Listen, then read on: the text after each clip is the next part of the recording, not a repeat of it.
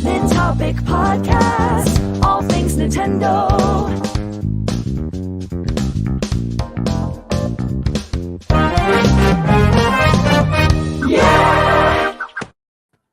Wait a minute. What's going on here? What's the deal with that? What was that?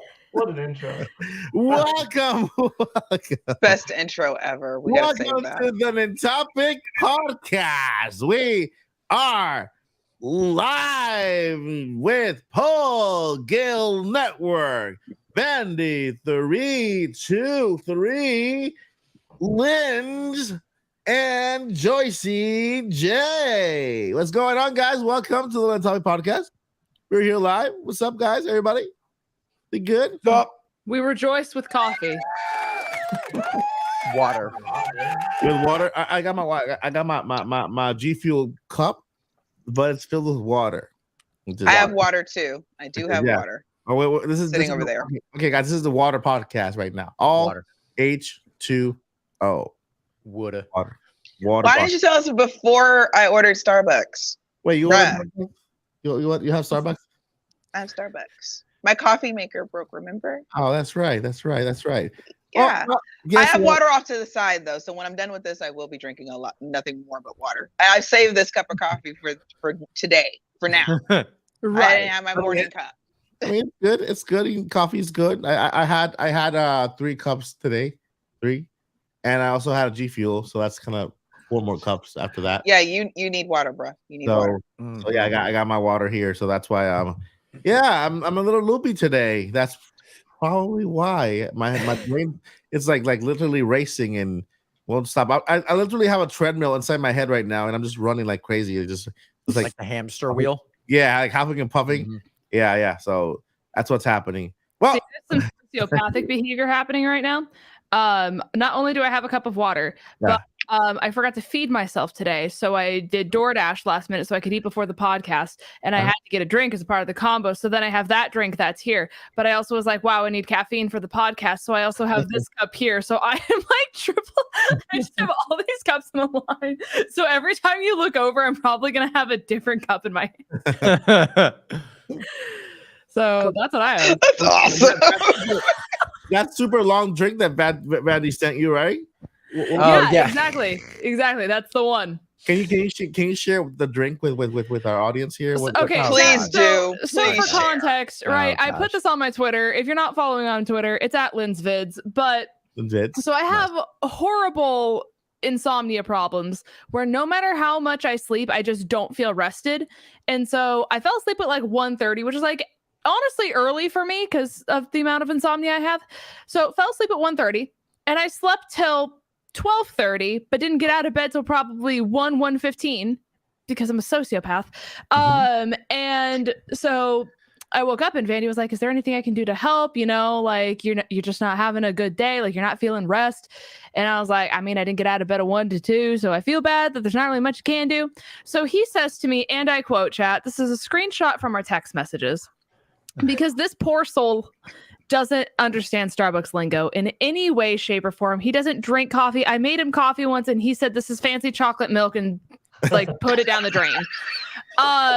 And so he said the words, and I quote, would you like me to send you money for a venti hot almond milk frappuccino with cold foam, hazelnut topped with cinnamon and espresso double scooped? Actually, I don't know what you get at Starbucks. I just said a lot of buzzwords to you, but I'm more than happy to send you money for it. I'm pretty sure you got it right because it somewhere in there was your drink, right? Right, for sure. I feel like one day we got Best to order boyfriend that. ever. Well, yeah, you know what? Good job, Andy. Good job. This is covering all your bases. You don't want to mess up, and kind of miss a flavor. You might miss right. Just name them all, just to be safe. Yeah, I'll have one of everything, please. Well, I always remember when she asks me, like, hey, can you give me this? I have to confirm with her. I'm like, okay, so just to be clear, if I say this to the person behind the counter, there will be no follow-up questions. There will be no confusing anecdotes. She won't ask me like, I don't know. Like if I say these words to her, she will make the drink. Because like I remember one time I didn't like, I'll be like, hey, can I get hazel cold foam, whatever? They'll be like, what size? I'm like, large. They're like, it's venti. I'm like, I'll freaking venti my foot in your mouth. I don't like, shut up. I don't know the lingo of Starbucks. Just I think my favorite thing about Vandy's message to me was that he said hot almond milk frappuccino. And for those of you who don't know, frappuccino is similar to a smoothie. So in real terms, he said, would you like a hot almond milk smoothie with cold foam and hazelnut topped with cinnamon and espresso double scooped? I mean, that sounds good to me. I still don't know a guy that in my circle. I don't know a guy that knows Starbucks lingo. I have no clue what that is either. I mean, I don't know. To be fair, as the big coffee drinker here, I don't know either. And I'm one of those like, no, ma'am, it's venti. How about you don't correct me? Yeah, like you know what large is. You know exactly what I'm talking about. Please, thank you. Big cup. Please go make my drink. I just don't get it because venti means 20, so I don't get it. Look, just hand me the blender and a straw. Do you get it, Paul? Do you get it? Do you order for Starbucks? I let my wife pick the sizes, and I say, surprise me with something fun. Well, what kind of fun do you want today? Like cold fun. Hot fun, I'll cool it at home. Normal temperature fun, but like make it like, oh yeah, I'm awake. Okay. I know. It's funny because every time I go to Starbucks, I'm like, I don't know how to answer that because I'm like, I have no clue what this out there. I know they have coffee, but it's so hard, so difficult to ask for a coffee. Do you guys? Do you guys like cake? Yeah. I like cake. Yeah. Vandy, do you like cake? You're not a sweets person. You literally just ate like 6 cake pops at my house. When she's asking me if I like cake, I'm assuming it's like I've never ordered a piece of cake in my life because I'm allergic to them. But you enjoy cake when it's the kind that you can have, which tastes like just normal cake. Yeah. I mean, I thought you liked okay. Cake. Sure. Okay, so when y'all go to Starbucks, get a cup of water, and just say cup of water. They understand that, and get a cake pop. It's not like a venti cup, not a venti of water. No, a cup of water. What? Cup of water and a cake pop. So is a cup of water really water, or is it something else? Yeah. No, it's really water, like for real, regular clear water. So it's actually do I have to specify a size, because that's when I break down, like literally. No, like, cup of water. What's I'm in the drive-through. Okay, can I get my coffee is black.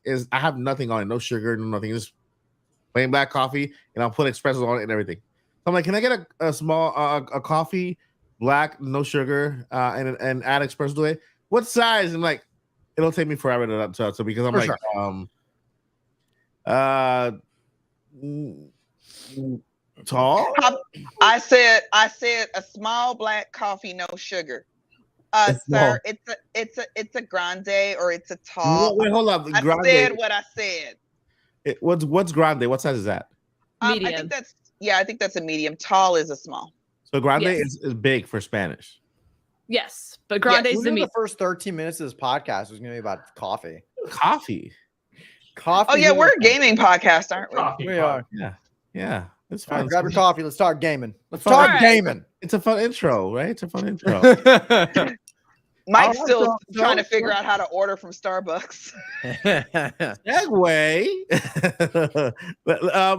Let's ask around. What have you guys been playing lately? Let's start with Paul Gale Network. To kick things off, talk to us, Paul. Nintendo had their Tetris 99 crossover with Pikmin 4, as they are still doing like a few times a year. Yeah. When there's a new big like first party Nintendo game, they do like a crossover event with Tetris 99 and it. So played some Tetris 99 over the weekend. Still doing Street Fighter 6, Final Fantasy 16, My Tears of the Kingdom. Like as I said last time, it's getting shorter amount of time per day, but still hopping in, and like that's going to be like that for the next couple of years. I'll still go maybe a week without playing it, and I'll hop in once in a while. It's just going to last me for a long time because there's so much to do, and it's just a fun world to be in. But like that initial grind, that first 200 hours, that's kind of over, but still some Zelda, but mostly Street Fighter, Final Fantasy 16, and then Tetris 99, which was a fun over the weekend thing to do. Nice.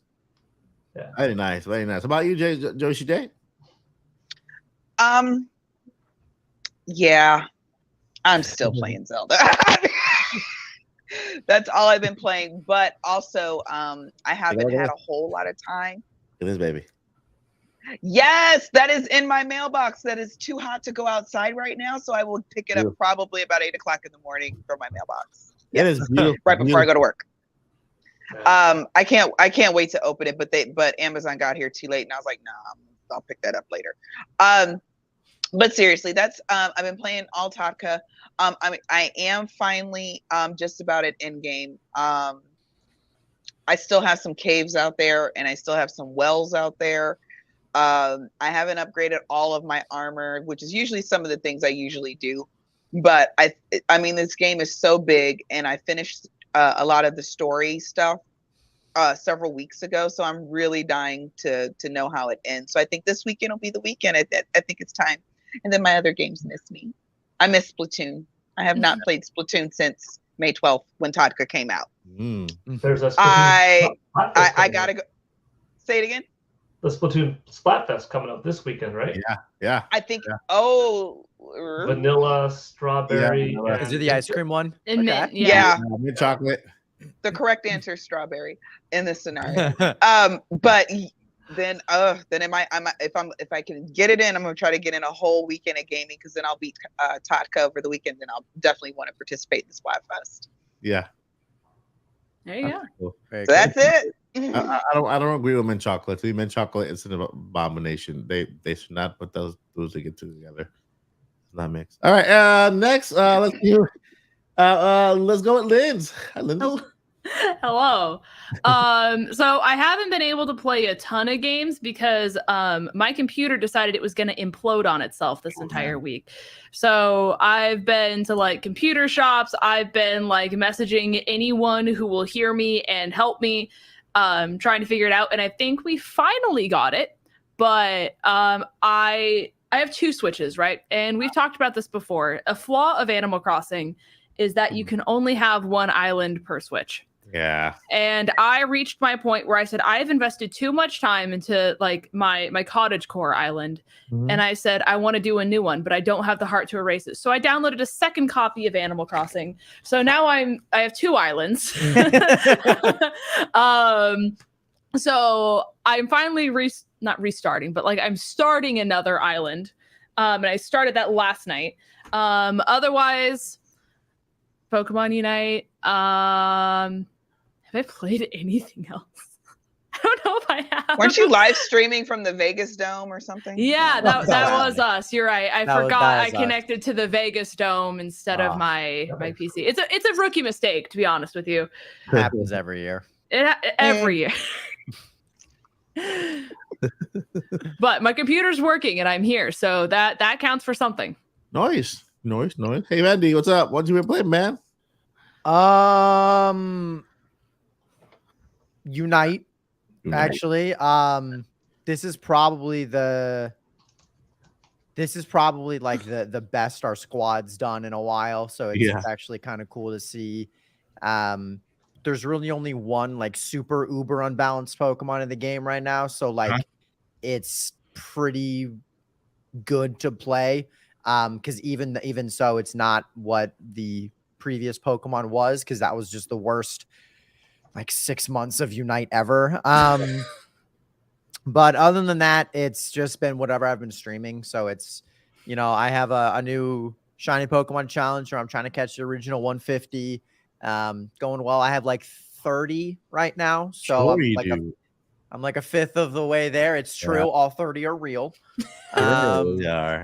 But yeah, like I said, I don't know. I don't know if it's just me, but like ever since literally becoming like a content creator like 2 years ago, I have not done a lot of like spare time gaming. Like whenever I have spare time, it's either gaming with friends or it's like I don't want to play a video game by myself right now. Like Tears of the Kingdom was the first one I played by myself in probably a year.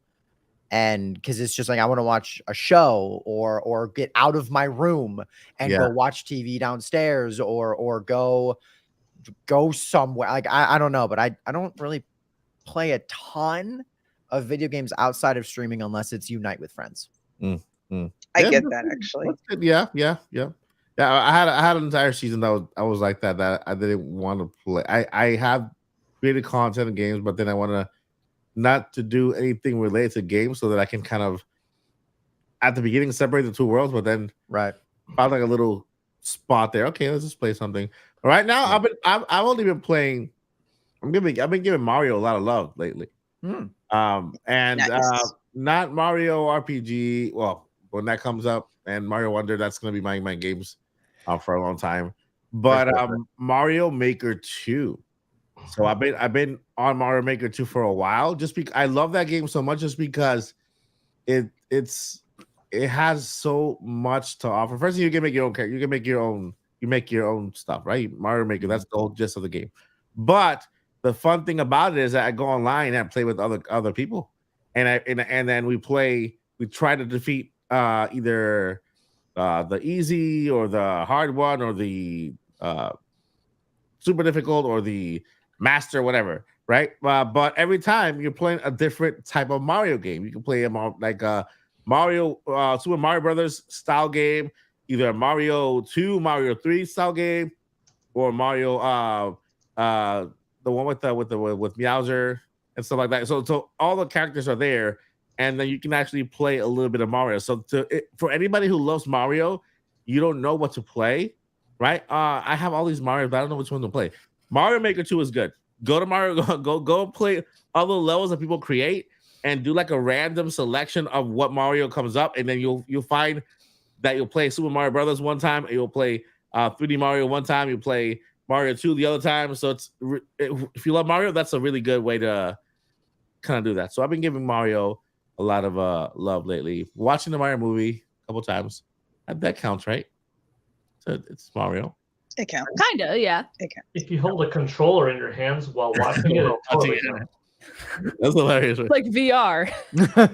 Well, I have my Apple TV controller right here, so it kind of counts right here, right? Right. It's Totally. The Mario's movie is like the ultimate Labo experience. I love that movie so much. I love it. I know it has. Nobody remembers Labo. I know it has plot holes. I know it's not deep. Not deep in story. It goes right to the story. It goes right to the. Goes right to the point. You know. Well, that's what I like about Mario. You know, it doesn't waste time telling a lot of backstory. It just goes straight to the point. You know what? I got a rescue princess. Let's go. You know, Mario arrives at the Mushroom Kingdom and he talks to Toad for about 2 minutes. All right, let's go on an adventure. The adventure started in 2 seconds. And I like the part where he gets to the Mushroom Kingdom and he said, everybody move. I think we're on an adventure, and the princess is gonna die, and he goes, not the princess. Luigi's gonna die, and he goes, don't worry, I'm not. He's not gonna die. I'm just telling them so they can move. You know, like so much humor in that movie. Being dramatic. Yeah. So it's quick and funny. That's a good movie. But if you're expecting like a Forrest Gump, Gone with the Wind, depth, introspective perspective from a Mario Brothers movie, the problem is not with the movie. No. That movie they can't do it that same way with Zelda, but Mario, I thought was perfect the way it was. Yeah, it was. I think Miyamoto was a genius in the way that he decided to make that movie. Because he was made for people like me, people with short attention span. Sometimes, you know, like, you know what?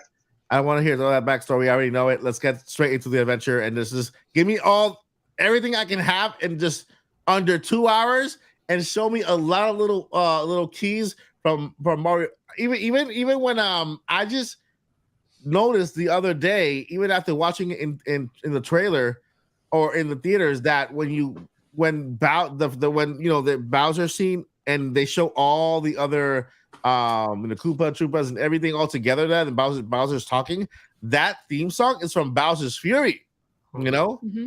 Oh, so cool. The main theme from Bowser's Fury, from when Bowser comes up and he starts destroying everything and just shooting fire in Bowser's Fury, they put that theme song in there. That theme, to me, that's basically pretty new, right? And not a lot of people might have caught it, but like, wow, that's just so cool. They actually have Bowser's theme song from Bowser's Fury when he's there in front of the crowd, kind of cheering everybody up and talking about how much he loves Peach and stuff, So that's pretty cool. But yeah, that's what I've been doing. Mario Maker 2 and watching Mario. Besides working, that's what I'll be. Oh yeah, we do have right. Yeah, you got those 8 hour punch ins and punch outs that we got doing, and that's the. And I just took on a new project, so I'll probably be working like more like 65 hours a week. Oh man, and still I will find a way to do Splatfest and beat Ganon all in one weekend. I don't know how I'm going to do it. As long as you get paid, that's all that matters, right? All that matters. Yeah, that's very, very much true. Yeah, I'll get paid. It's not as terrible. I'm used to working a lot. I've slowed down like a lot in the past couple of years because I need to enjoy life. But but also it's summer and I don't. Okay, for our viewers, we had a whole discussion about why I am a penguin and I need to be in constant air conditioning at all times. And I don't really go out in summer. And since I already work from home and my boyfriend always works late, it kind of works out. So I don't leave the house during the summer. Now, as soon as fall hits, then you guys will probably be like, Joyce, where are you podcasting from this week? And I'm going to be all over the city. But in the summer, I just stay in the house. What's the opposite of a penguin? What's the opposite of Pikmin? Of a penguin. You know, what animal is the opposite of a penguin? You know? That likes the heat. They like the cold, but what animal likes the heat? Iguanas, lizards, camels. Okay, more of a Animal Crossing type of cute character. not iguanas. Gorons. Snakes. Gorons. I mean, like lions. Gorons do love that. I don't know if they like extreme heat. A cactus. Marcus Aaron says a cactus. Is there an animal named Cactus? No. Anyway, I'm that animal, whatever that is, because look at me right now. I'm wearing a hoodie, right? GameStop hoodie. I live with all girls. I'm the only boy in the house. My wife, my daughter, so they like the the AC like super low, right? And I'm like, once it gets below 70, I'm like, okay, December much? You know, this is not not is you know, I don't want this. I'm not comfortable with this. So here in the office, I close the vent and it's still freezing. And they come in here, it's so hot in here, like. So yeah, I'm complete opposite of that. Yeah. So that's in my corner. What's in your corner? Shout out to Sleepy Moon Lunar real quick. But they said below 70 is amazing, and it's like, yes, somebody understands me. Yes, below 70 is amazing. Yes, it's so hot right now. I'm going in the pool like 3-4 times a day. There you go. I mean, yeah. I mean, I like pool, come back out. Go in the pool, come back out. What a wife, Paul. Yeah. What a life, Paul. Yeah, I like. Talk to me, Paul. Talk to me, Paul. Just tell us your life, Paul, please. Talk to me, Paul. I heard Paul has a story. Yeah, I know. That's where we were headed right now. So you know, guys, I want to make an introduction. I want to introduce somebody special here. You know, among us. This man has a history. All right, right. You know, the wholesome person. You know, it's like. He has a story that he's been knowing himself for the past 4 to 5 weeks, and we're gonna give him the floor so that Paul can share his story called "Once Upon a Time" with Charles Martinet. Take it away, Paul. Okay, so we talked a little bit about this behind the scenes, but it might still be mostly new. So I'll sort of deep dive a little bit. It became a topic of, you know. Who did I meet in the video game industry that had become a really good friend? Who do I like a lot? Plenty of awesome folks, but one of the best individuals was Charles Martinet. So the story is, how did I meet Charles for the first time? What were the circumstances around that? It was at my second E3 in 2001, so quite a while ago. I was 17 years old, and Nintendo had a awesome booth, which they always do, but this particular booth allowed you to interact with Charles, although he was hidden behind the screen, but he was able to control Mario or Wario. Like, it was an animatronic Wario and a Mario that was like on a television screen with 3D polygons and stuff like that. And he saw you in the audience because we were sitting around this circular roulette table, and you could play different games and a chance to win something, like answer some trivia questions and win some swag, play some game and win a t-shirt, that kind of thing.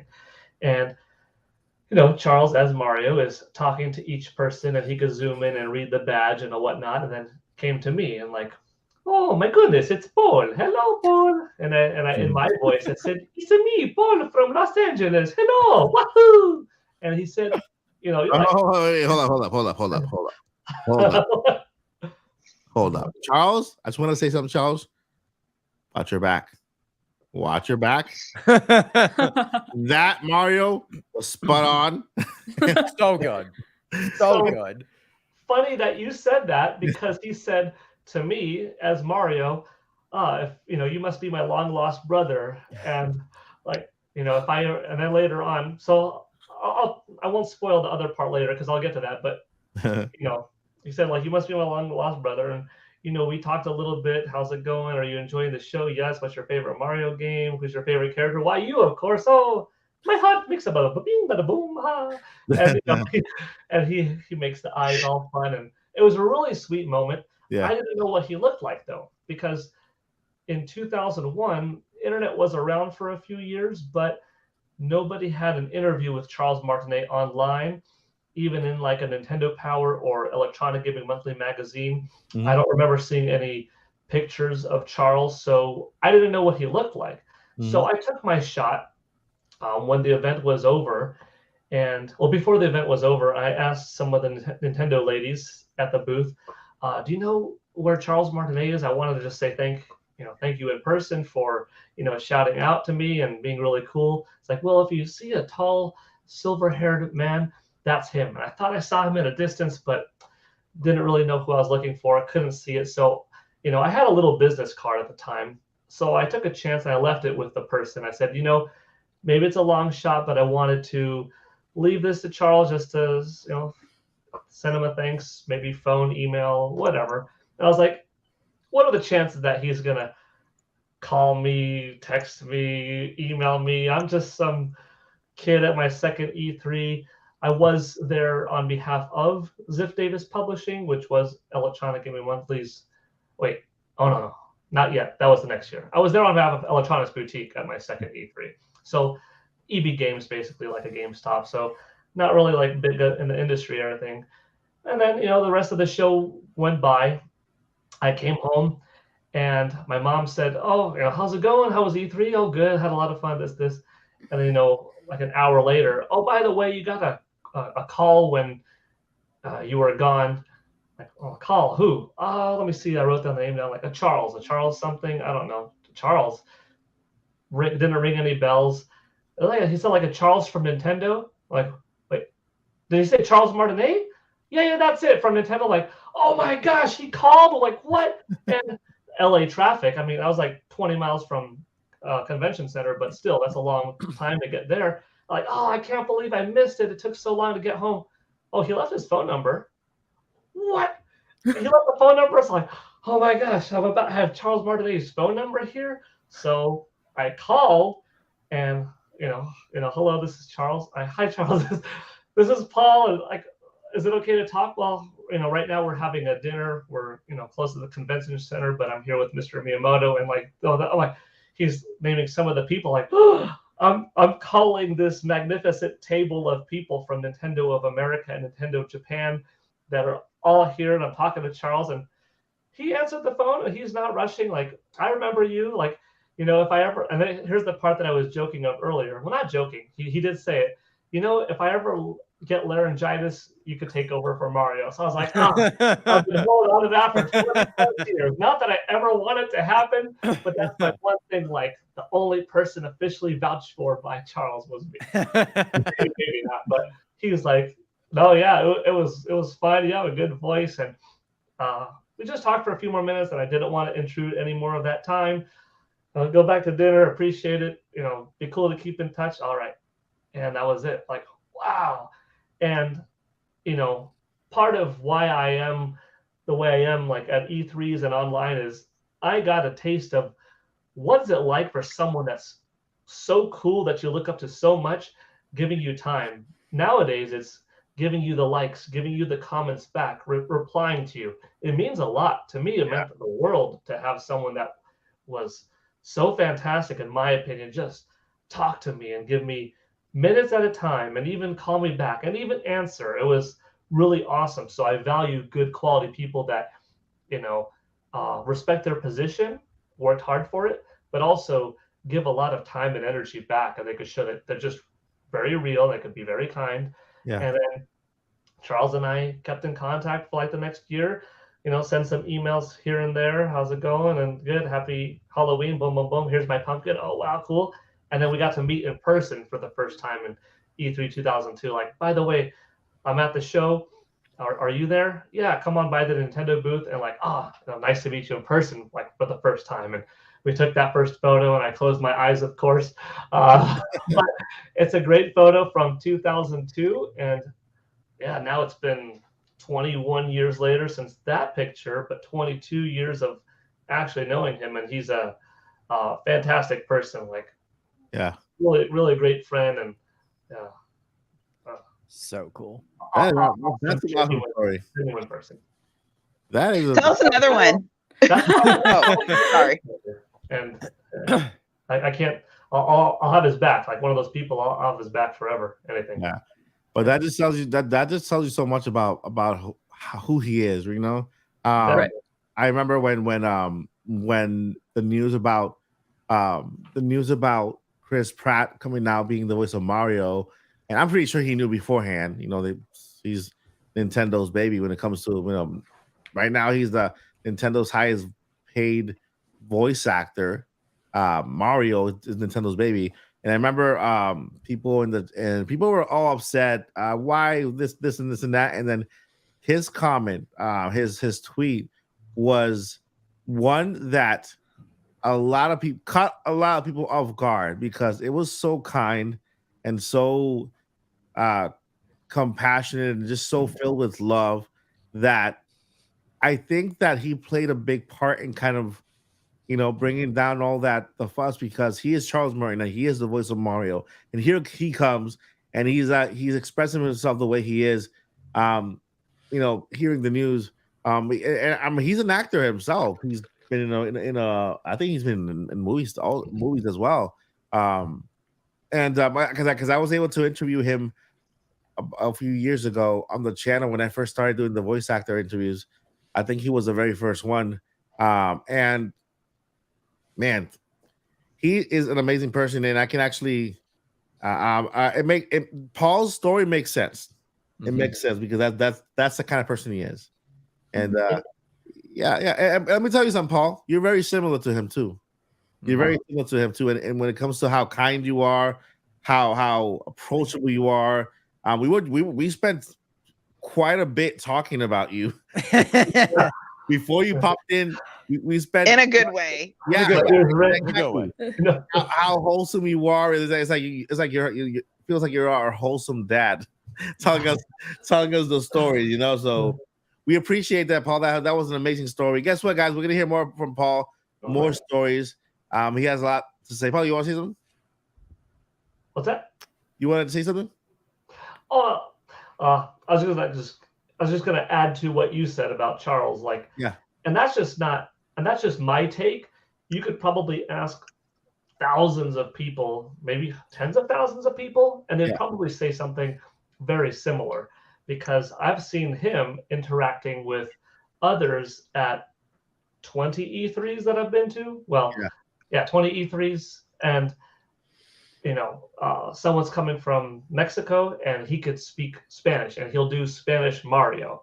Yeah. And he'll speak at that. Someone's coming from France and he will speak as French Mario and he will do that. He has a little bit of Italian background. So he's multilingual. And for the languages that he's not fluent in, he can speak a few words and have some of the popular Mario or Luigi sayings and go to that language. So he really caters to everyone. And I've seen before where, sometimes he's there at a show as a designated person to come by person, taking pictures, taking autographs through a line. And sometimes the man is just trying to walk through from point A to point B, and he'll get stopped along the way, and he won't turn you down. He'll just stop and boom, and security might be like, and he's like, it's okay if he has time. He'll make it. So that extra effort, I really respect, because it would be very easy. And it's one of those things, you have a schedule to stick to, so I get it. But it'd be very easy to use that as an excuse. Oh, sorry, I can't, got a schedule. But if I could walk a little faster, I'll make someone a little bit happier, and then walk a little faster to make up for the time that I did that, Yeah. That's just a cool thing. Cool prop to give someone. Yeah, that's awesome. Yeah. We're awesome. Well, thank you, Paul, for sharing that story. It's awesome. We all enjoyed it. Want to hear more? I know you have more stories to tell. We have to make like a little portion here. Every other podcast, or a story with Paul, and Paul gets share one of his stories from E3 or 4. Story time with Paul. Story time with Paul. There you go. Or maybe it's called Paul Talk to Me. Talk to me, Paul. Talk to me, Paul. Yeah. Talk to me, Paul. Yeah, that's for sure gonna be like a t-shirt here. It's gonna be a segment for sure. Talk to me, Paul. All right, so that's a little good segue to talk about news, because there's there's not a lot of news out there, but there still is a lot of news out there, and I can kick it off when it comes to the news in my corner, and go ahead and mention that congratulations to, at least in the United States, I want to say congratulations to Microsoft, right? Because they finally be quiet. They finally, they finally, got ahead of the FTC, won the case, right? And I think that Microsoft, this company, Activision Blizzard, I would not trust it in the hands of Sony or even Nintendo. And if anybody, the big argument here was that, oh no, Call of Duty, they'll make the game only exclusive to through Xbox. And who knows, after the 10 years pass, if that will happen, there's a possibility, because hey, if they own the franchise, it's a big one. Why not? But I believe that if there's any company that would share an IP, would be Microsoft. Microsoft has been like this friendly company who reaches out to Nintendo and back. I haven't seen PlayStation reach out to Nintendo, vice versa. And Nintendo and PlayStation are very IP hungry as when it comes to exclusivity, right? Even the Final Fantasy series, right? They pay a bookload of money just to make sure that those new Final Fantasy games stay on PlayStation for at least a while before it goes anywhere else. And Nintendo will probably do the same. I love Nintendo, but Nintendo did it with this game. What was it, Monster Hunter Rise? Mm-hmm. They did it with that, right? They had the exclusivity for a long time, and then Monster Hunter Rise went to Xbox. And then what did Xbox do? They put it on Game Pass for everybody to play, right? And I think when it comes to the streaming elements, I think Microsoft has been the one to think outside the bun. That's from Taco Bell, right? Taco Bell. Outside the bun, and the terms of how to offer a streaming service to their providers, right? They got Game Pass, which is amazing, incredible. But all these games from Xbox 360, and so on, and you pay what $99.99, and you get access to all of it. There's no other platform right now. I know Nintendo has Nintendo Online. They want to do that, and they're trying to expand adding consoles to it. And then PlayStation has their own way of doing it too. But I think that Xbox, I think that Microsoft is the best hands for Activision to fall on, and not just for Call of Duty, because a lot of us care less about Call of Duty. I'm not really a shooter kind of playing game. I do shooter games. My shooter game is called Splatoon.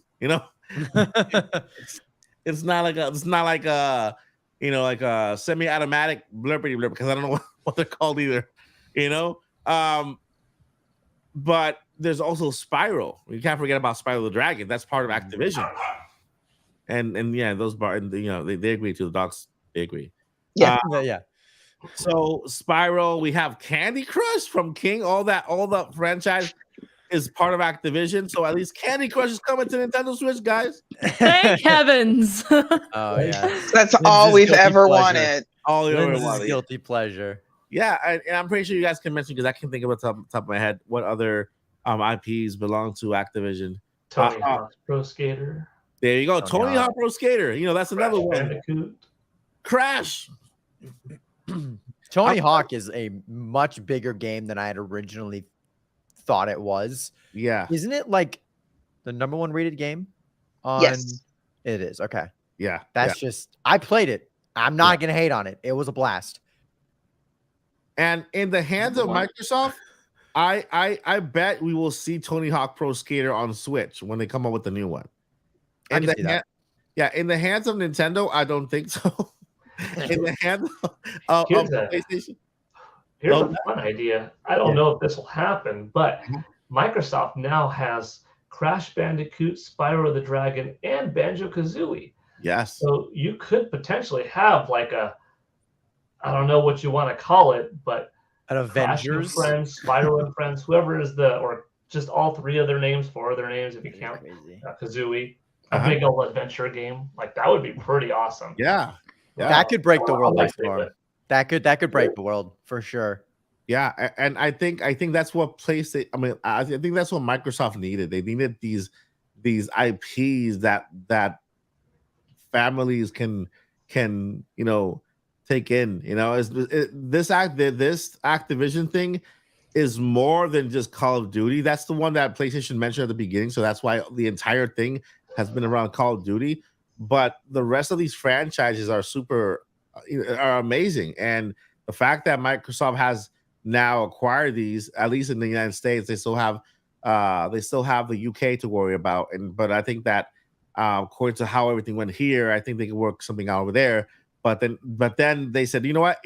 If there might be the possibility that Xbox Game Pass is not in UK if it all comes to Zelda. Well, that's kind of big, leaving the UK out of it because the CMA? No, that's a country. CMA, the Country Music Award. That's a Country Music Award. Right. The Country Music Award. Dang CMAs, man. Always getting in the way.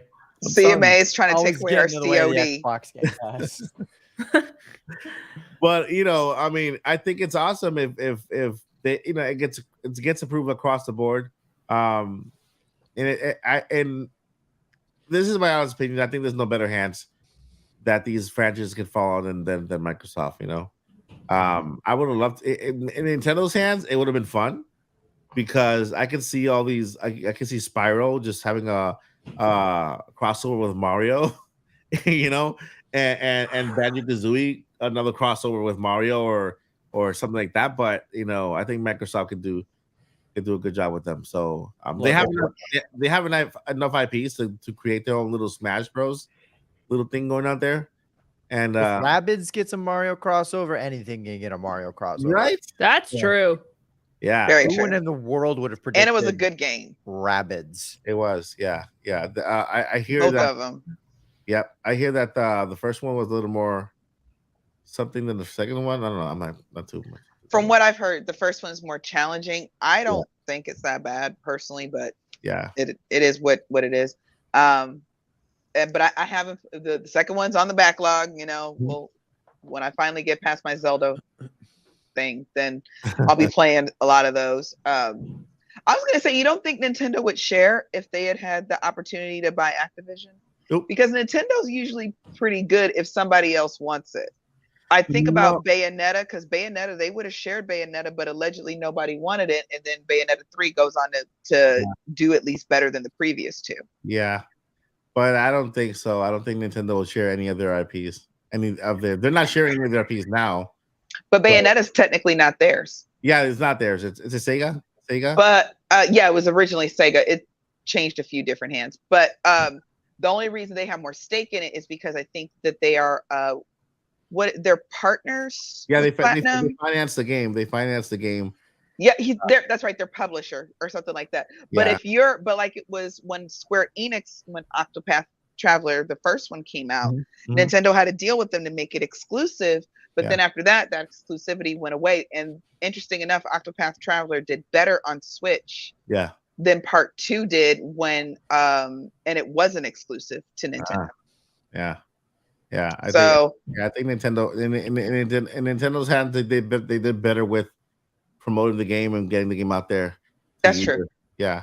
But yeah, I love Nintendo with all my heart. I do really do. This is the company that I base my channel on because it's my childhood company. But yeah, they're not. They will not. Can you imagine them sharing a franchise like Zelda on PlayStation or on? But they're the writer, director, everything. They're doing everything. But if it's something that's with Activision, I could see them sharing it to an extent. Maybe after exclusivity, like okay, it's going to be exclusive. COD's exclusive to Switch the first year, but because you have to understand, Nintendo gonna follow the money. If it's in their best interest to make it exclusive to the Switch for the first year, They would totally do it. But if it's like, no, it makes sense to keep it multi-platinum because we'll make more money that way, then they would make it multi-platinum. Yeah. And the thing is that I think if the foot were on the other if shoe were on the other foot. I said the foot's there. If the shoe were on the other foot and Microsoft and PlayStation would be the one trying to buy Activision Blizzard, do you think Microsoft would have acted the same way towards PlayStation if they were acquiring it? There's a good chance. They're already number one. They've already beaten us every generation. They already have tons of deals, and you're going to just give them one more. This is how much percentage of the Xbox sales are, Call of Duty based, and so forth and so forth. And could have been a similar situation. Yeah. But Microsoft is the one that had the amount of money to pay $69 billion, because that's a lot. It's a lot, right? Nintendo, I'm sorry, Paul. I don't think they would spend that much. Like, the most Nintendo's ever spent is like, I can't think of actually how much did they spend at most, but Monolith Soft, and that's a small acquisition in comparison. You're talking about millions of dollars, not billions.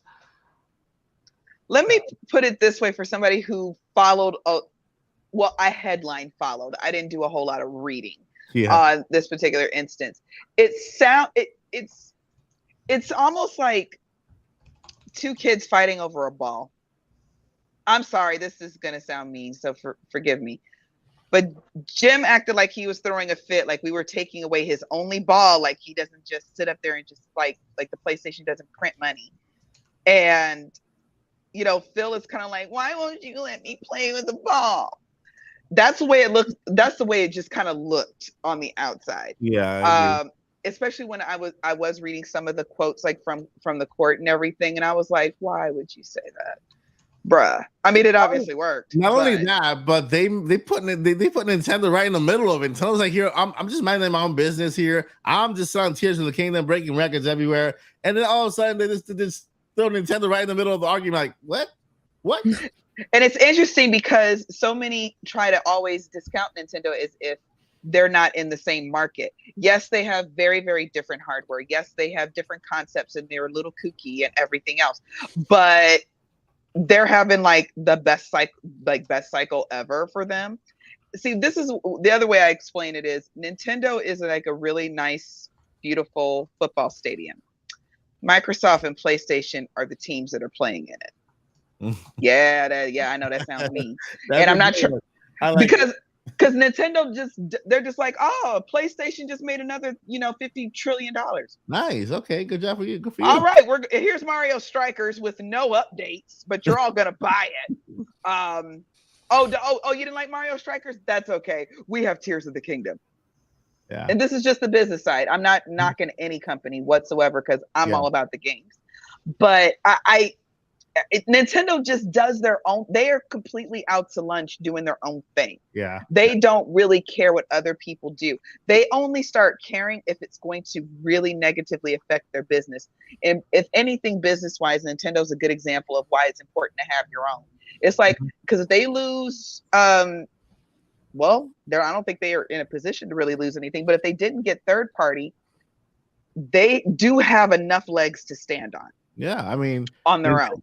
Yeah, Nintendo. The biggest part of Nintendo is their IPs. That's really the only reason most people buy Nintendo is because they want to play Mario. Exactly. They want to play Animal Crossing. They want to play specific Nintendo IPs. Yeah. I always just find it funny that it seems like it's always PlayStation and Xbox kind of fighting back and forth about who's better. Mm-hmm. yeah, you're right. But I always will feel like Nintendo has topped them both. Mm-hmm. And a majority, I'm not like the numbers guy like Paul as well, but when you think of their IPs in terms of Nintendo's versus like PlayStation X and Xbox, because they kind of share them, whether it be like Master Chief and Halo or Call of Duty or something like that, like the top three IPs of Nintendo outclass the ones from PlayStation and from Xbox. And yet it's still like the PlayStation, Xbox people kind of like bickering back and forth. And I don't know why, Maybe just because I'm like biased towards Nintendo, as we probably all are, but like, why aren't Xbox and PlayStation taking a page out of Nintendo's book, and instead of like bickering back and forth and trying to outclass one another, seeing what Nintendo is doing well and try and mimic that? Because from what we've talked about in the last couple of podcasts about how 7 years of the Switch and it's still outperforming in some months, you know, this absolute computer of a console and some of like their really big games. And I'm like, congratulate. I guess Nintendo will always look down upon just because it's like, when you think Nintendo, you think of Mario. When you think of Mario, you think of children, which is stupid. But that is, I think, just like a thing that can happen in, I guess, just like generalizing Nintendo. But like, truthfully, Nintendo is doing so many things better than both Xbox and PlayStation. And yet it's still like, what's the better console, PlayStation 5 or Xbox One? It's the Switch, dog. It's the Switch. It is the Switch. Just because you not necessarily like some of the games that the Switch produces, you cannot tell me based on numbers, based on love, and based on like creativity and ingenuity, it's not the Switch. So I just always will love that, because it's always like, my brother is big PS5 and he's always fighting with his friends about PlayStation 5 or Xbox. I'm like, yeah, I don't know which one's second place either. You guys can discuss, but I got my king over here in his Switch. And it's like, that's both a funny thing and like numbers and just creativity alone put Nintendo on top. Yeah. I mean, the thing is too, is that I just don't feel like, so Mario or Nintendo, you have Mario, which you grew up with.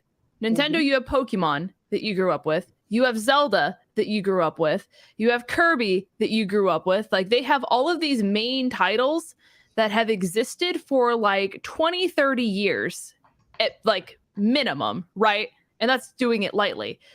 You think of like Xbox, you're like, well, they have Call of Duty. You know, they have like PlayStation has God of War. A lot of the new titles that they're releasing are like, there were Midnight Suns, which was a superhero game that was like more recently like sponsored almost, you know, like they did Hogwarts Legacy, which was probably like the most nostalgia. And I think that's why there was so much hype about it, because that was the first like nostalgia game where people were like, I grew up with Harry Potter, therefore this allows me to re-experience my childhood. I think the problem that they have is, even if they wanted to recreate something like that, they don't really have that many foots that are that deep in a puddle. You know, like they can keep making superhero games, but at what point are you going to get tired of like playing your favorite superhero in a street fighting game that just doesn't have the frames per second to like run well, which is apparently like a big deal with like Gotham Knight, I think it was. Yeah. It was one of the like recent like Batman ones that just came out. I heard was really bad. So I think that's part of their issue, is that they compare against each other because they are the only two people who make games similar to each other. Like there's nothing really comparable to what Nintendo has in either one of their like catalogs, unless it's a shared title for the most part. I mean, like you have Crash, but like Crash versus Kirby, it's like it's similar, but it's not at the same time, you know? So I think that they're competing against each other because they just don't see Nintendo as like a true competitor until Nintendo really steps up their game and they start creating like cinematic games that are more similar to like the graphics of like God of War or like Final Fantasy or stuff like that. So well, that's the thing. Nintendo's not interested in that, you know? Exactly. So that's why I don't think they see them as a competitor, because Nintendo can keep putting out Mario game after Mario game after Mario game and like just wash, rinse, and repeating these titles because they know it's going to sell well. Yeah. You know, Xbox and PlayStation, they have to try to come up with either a brand new concept that's either going to compete against them, or they're going to have to be like, all right, now how do we make like God of War 5 and be like, let's make this insane enough to compare against these other titles. So I think that's their main issue, is that it's just like, I don't want to say apples to oranges, because at the same day, it's still video games. But I think they're just so total contrast that that's the only reason PlayStation and Xbox see each other as like rivals and don't really see the Switch on that same level. Hey, real quick, I'll be back. Sorry, y'all. Honey came home early. But I was going to say real quick, I'll be back on camera in a second. I was going to say real quick, on Lindsay's thought there, you have to remember the originators of our faves, Mario, Zelda's, all of them, they're going to, they might be retiring soon. Anuma has already said that he probably has one more Zelda game in him, and then he's probably done. So the question is, where do you think Nintendo's going to continue with the traditional path? I think they can still do Zelda and Mario and everything, and they can still do newer ideas. But also, you also have to remember the fans ask for. Hold on. Okay, sorry. I'm telling him to hold on. I got to get him situated. But the thing about it is that the fans ask for new Zelda. The fans ask for new Mario. So they're not going to stop making them because the fans want it. I'm already seeing people. It's not just me who's just wondering and speculating with you guys and everything. I'm just seeing random people on Twitter just like, I wonder what the next Zelda is going to be like. I'm like, have you finished Tears of the Kingdom? No, but okay, so we're already asking for something more, something new. So the question is, can Nintendo keep bringing back these same reoccurring characters and still compete with the Sonys and the Microsofts? Because I don't know if Nintendo's ever, maybe with the next generation they might go big cinematic, but it's just going to be Mario in cinematic. Yeah, extra crispy cartoons. Okay, discuss. I'm coming right back. I think that no, Mario will never be cinematic. Yes, he will look better. He will look crispier, but that's not what Mario is. Mario is a fun, colorful character with so much life and so much happiness and joy. And just like Charles describes him, he's the hero of the moment that is always there for you when you need him, So that's what his character is. He's not this big bad, I like when they do these parodies of Mario. I remember that I saw this guy from Saturday Night Live. Yeah, and they Mad Maxed him. Yeah, they did, and Mario's like this big giant, realistic kind of thing. And you go on YouTube, there's a lot of really, really, I would say, talented individuals who remake Mario like as an actual person, but computer generated. And when I look at it, I'm like, yeah, that's not Mario. Mario is just this nice fellow character who just jumps really high and he likes to power up and rescue his friends, not just the princess, but his friends. And when it comes to their IPs, you have to understand that we have all of these amazing developers that have been there from day one, retiring. But one thing that I took away from that interview from this I can't remember his name. He recently retired. He worked on A Link to the Past and a whole bunch of. He worked right under Miyamoto, and one thing he said is that they're constantly learning, constantly being formed and shaped into what Nintendo is, and there has to be somebody who has been literally shadowing this man for his entire half of his career to take over his position and continue the legacy. Like, for example, let's put Miyamoto in a position here. He's still developing games. He's still writing Mario and this and that. He's not there anymore. He's traveling.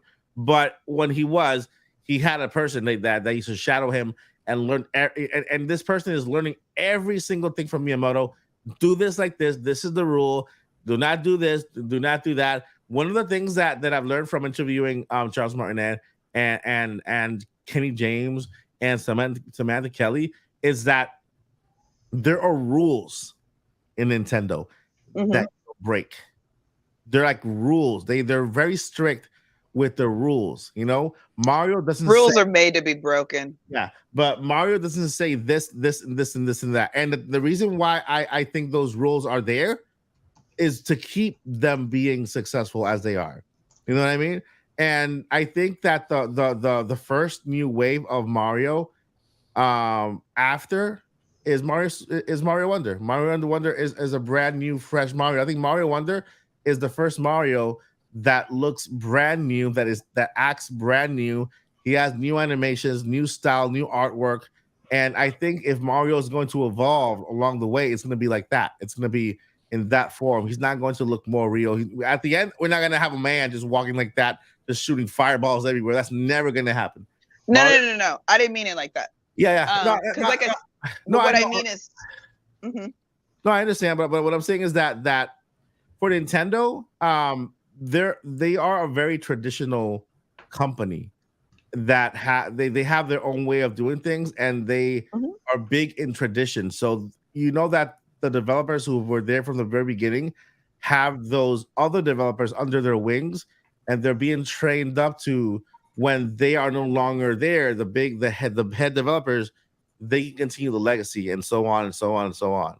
You know, but you have to remember though. You have to remember when I say newer generation, I guess a better way of saying is newer ideas. You got to remember, Breath of the Wild was Iwata's baby. Yeah. You know, and it's still Link. We still saving the princess. You still get a Master Sword. There's still the big baddie. We're, as the fan base, we're so excited that it's Ganon finally. We haven't seen him in like years. So, but it's a complete. You can't compare Breath of the Wild to Twilight Princess. They're two completely different beasts. But you can compare Breath of the Wild and Tears of the Kingdom to the Legend of Zelda. To the first Legend of Zelda, you can't, because that part was Miyamoto's dream, was to have a huge map. Yeah, and they've said in various interviews that was their goal. They just didn't have at the moment the technology or the freedom to create a game as just like. But it was Iwata who said, "No, we can do this now. We have the technology. We can do this now." And originally, allegedly, everybody wasn't really on board with that because it wasn't traditional Zelda. It's like the fans are going to hate this, you know, and it's like, no, they're not. No, they're not. And while there are mixed opinions, we've all kind of collectively agreed that they're both outstanding games. So so I think it's going to be the game after Tears of the Kingdom, maybe even a Zelda after the next, that we're really going to see all these ideas kind of gel. But, you know, I can also say that I think I can see Nintendo expanding, because I think they took a risk with Splatoon. Because and I've told y'all this, I was one of those people that thought Splatoon was stupid. And now I have like crazy amount of hours in it. And I'm actually excited to get back to it now that somebody reminded me that Splatfest was coming up. You know, I can see them reinventing the wheel again, if you will, reinventing Mario, reinventing Zelda, reinventing. I'm really excited to see what Metroid's going to look like. But coming up with new stuff. So maybe it is a possibility we do get our cinematics to where they are in a similar playing field, but we don't lose our classics. That can happen too. Because I do wonder. I will be happy playing Zelda until I die. I'm happy with that. I will be happy as an old lady surrounded by my nieces and nephews and great nieces and nephews, and sitting there looking at the direct like, we're finally getting another Zelda game. I'm so excited for that. But is it going to? How are people then that are going to be the new gamers? How are they going to feel about that? So so there's still a kind of question there, because will Nintendo stand on its own? Yeah, but are they going to be able to continuously compete on that level? So that's just a counter argument. I don't know how much. Yeah, well, the thing is that they're not competing to begin with, and they're not. That's a good point. Yeah, they're not looking to compete to begin with. They are competing business wise, but they just say they're not competing. You know, when it comes to, let's say, a head-to-head type of game, because Nintendo right now is more worried about giving you and creating a really good game and a fun game than the game having to run at 120 frames per second and being at making a hyper realistic individual who does this and that. You know what I mean? I think that at least with the IPs that we have, I think they have their look. I don't ever want to see a hyper realistic Link unless it's in an actual live action movie. I don't ever want to see a hyper realistic Mario, you know, unless they decide to make I'm glad they made the Mario movie and it's not a live action. It's an animated, because we can see Mario as who he is, how he was designed to be. You know, out of all of the Links, my least favorite Link physically, I think, is Twilight Princess. I think that's why I have a hard time looking at that. And then out of all of the Princess Zeldas, Twilight Princess is also my least favorite. That's interesting because I think that it brought their features out much better. So it's kind of like, oh, that's what he looks like. Yeah, because it's I don't know how to describe it. It's less cartoonish and more more features as in more realistic. You know, when look up Zelda. I was gonna say look up the roster for the first Hyrule Warriors and look at Link. It's the sweet spot. I have to look it up. Yeah, it's very different than Hyrule Warriors Age of Calamity because that was based off Breath of the Wild. But look at the first original Hyrule Warriors. It's extremely realistically cartoony. It's not Twilight Princess, but it's not remade Link's Awakening. It's like it's the sweet spot. It's just that he has very defined features. You can see exactly what he looks like, but you can still tell you're playing. You can still tell he's Link. You still know he's Link. You remember the Wii U tech demo? I remember the Wii U tech demo.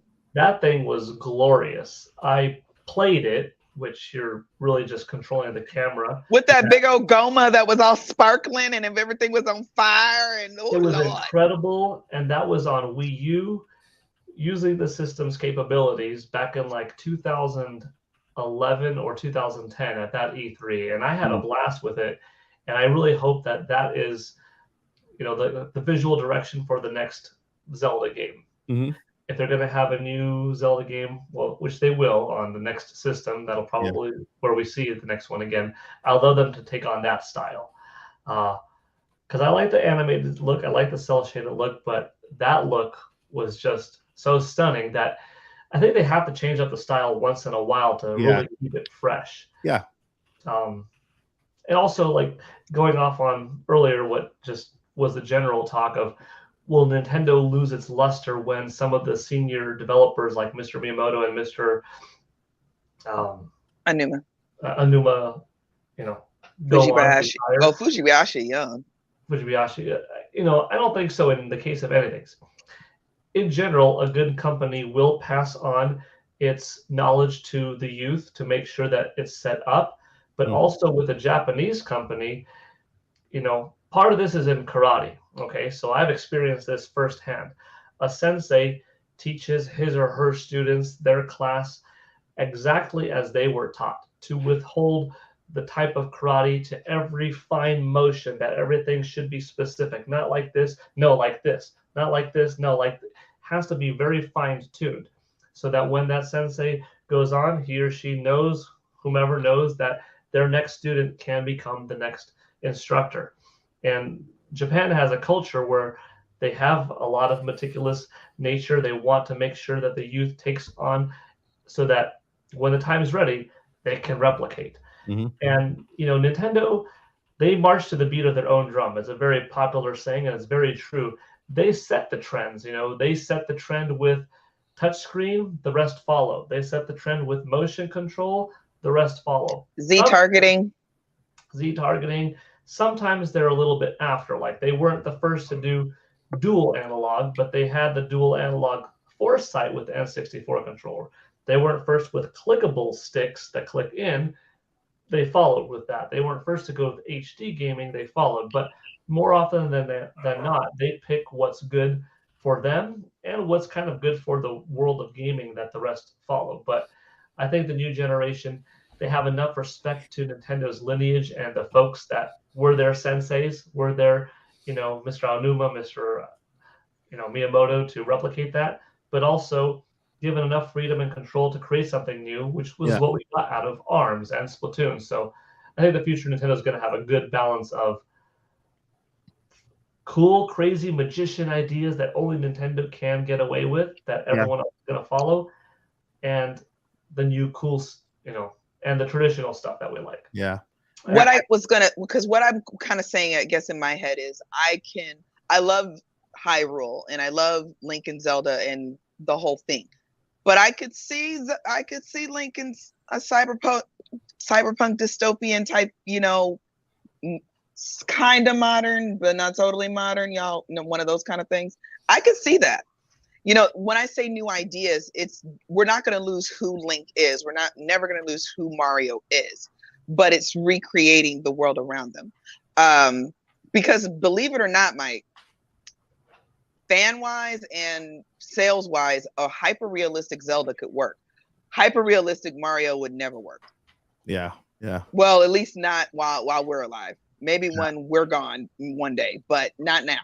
But a hyper-realistic Zelda, while it wouldn't be my favorite, it could work because of the way the game is built, the way the world is built, the way the characters are built.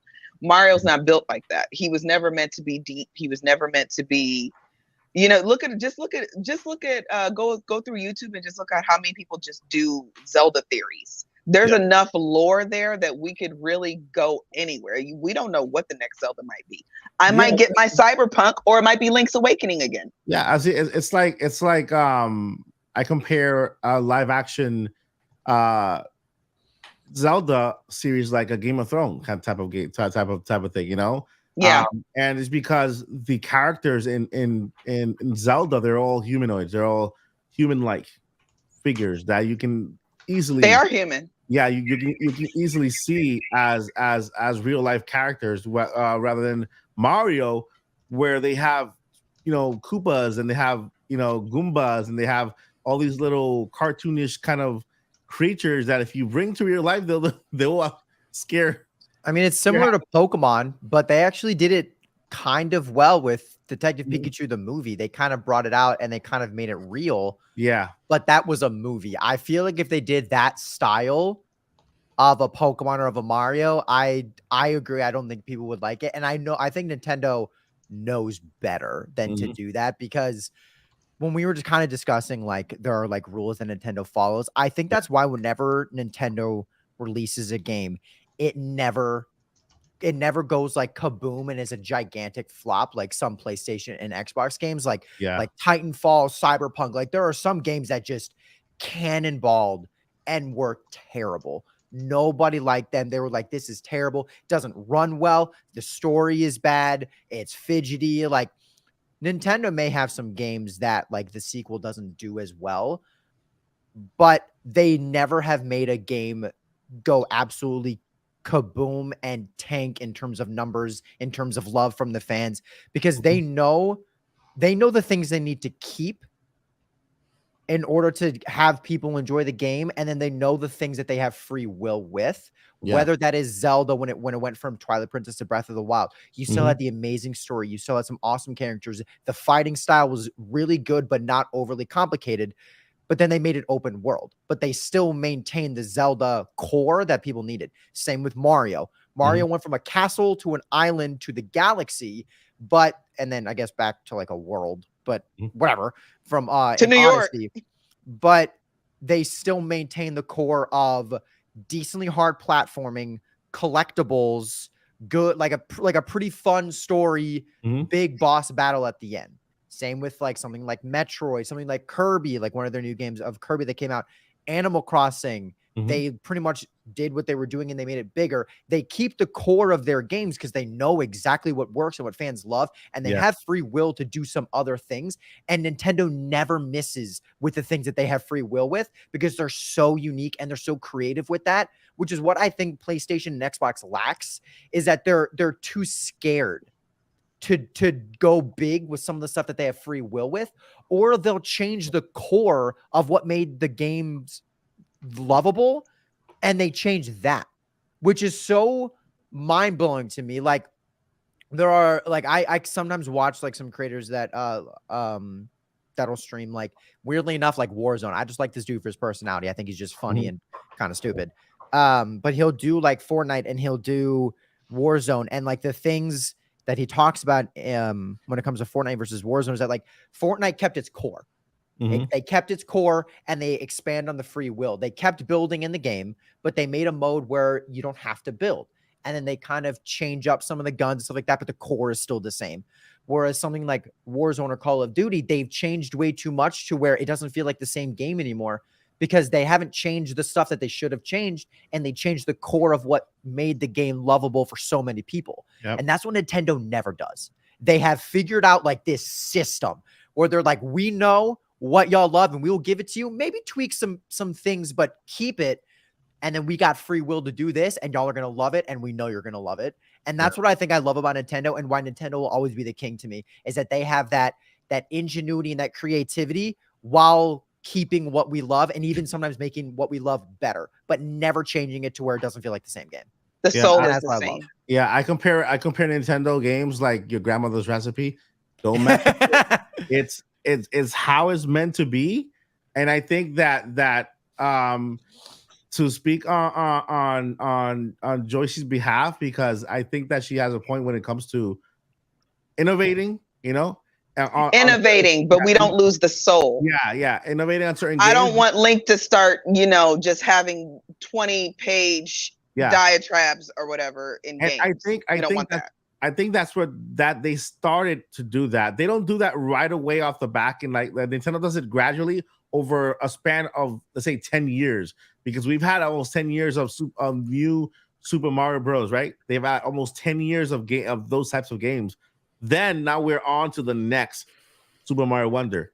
It looks completely different. They act completely different. It's still Mario, but everything is completely different. I think Nintendo's doing that. They're innovating Mario. They're bringing him. I love how he goes inside a pipe. His hat stays behind. He grabs it, goes back in, and then he kind of looks to the side before he. There's so many things that they add to this new side-scrolling Mario.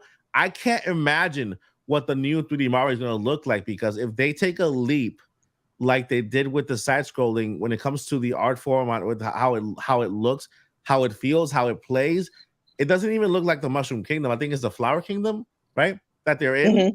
Some people say it's a Flower Kingdom. Some people say, oh no, they're just innovating in the Mushroom Kingdom. Some people say, oh no, that's not Charles Martinet. Some people, some people, yes, it is.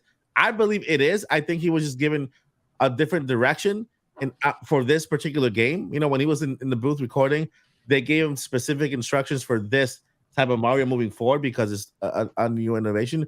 And then going back to what Joyce was saying on hyper realistic characters, Nintendo can go that route with Xenoblade Chronicles 3. Oh, 4, 5. That would work. 7, because these characters were already built like that. Xenoblade, Fire Emblem, all these characters that Nintendo owns. I think that's where they're going to. I think that the Xenoblade Chronicles 4 in the next Nintendo Switch is going to look even crispier, really, really good. And then moving forward like that, I think we'll probably see a hyper realistic version of Xenoblade and the other one, the Fire Emblem game. Mm-hmm. Yeah, Fire Emblem games. But yeah, I 100% agree. I think Nintendo is grandma's cookies. They taste good. No need to mess with the recipe, but adding a little bit of here and there, it doesn't mess with the game, as long as they keep the recipes and selling millions. It's kind of, and I said this in the chat, so I want to make sure I tell everybody. I do want Link to talk. I'm a big let Link talk. It's time, but I don't want to give him. But I mean, like, audibly speak so the player can hear. Because from what it looks like to me, Zelda specifically is. I don't know what Nintendo's going to do. I don't know. I'm sure Paul knows, but I don't know.